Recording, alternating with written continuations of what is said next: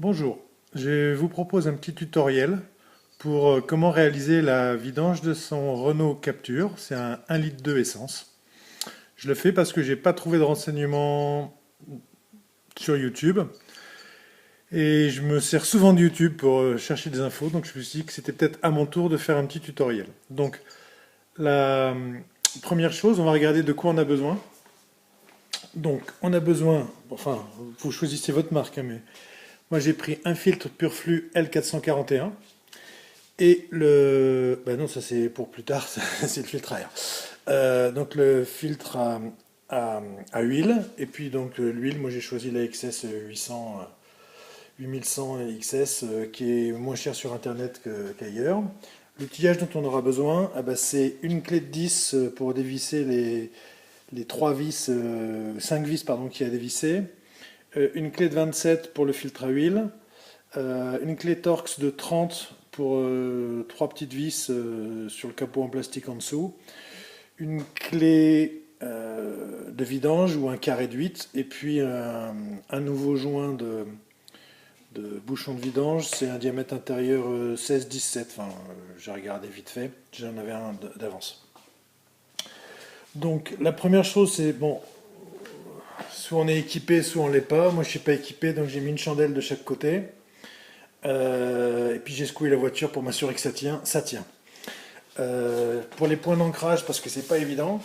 Donc moi j'ai pas mal hésité, mais ça marche comme ça. Donc là au centre on voit où on est censé mettre le cric. Je me suis positionné juste un petit peu en avant et c'est ok. De l'autre côté j'ai fait pareil et j'ai laissé le cric. Voici, parce qu'il y a des carénages de partout, le super carénage qu'il y a sous le moteur et qui empêche d'accéder facilement au carter de filtre à huile ainsi que au carter d'huile ainsi qu'au filtre à huile. Donc il y a plusieurs vis à enlever. Il y en a 5 vis à tête hexagonale de 10, donc celle-ci, une là, une en face et 2 à l'arrière, une là et une là. Et il y a 2 vis Torx à enlever, donc une ici,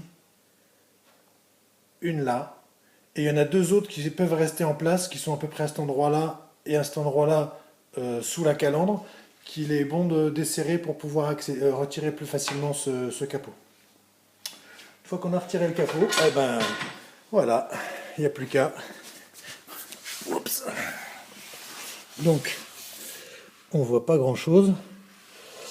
On voit le filtre à huile, là, avec la clé de 27 qui va nous être nécessaire. Et puis, là, qui s'égoutte, ici, ça fait un moment que ça s'égoutte, le carter d'huile, qui s'égoutte dans sa petite bassine. Faites attention, ça coule quand même pas mal en arrière, avec la pression quand ça commence à couler.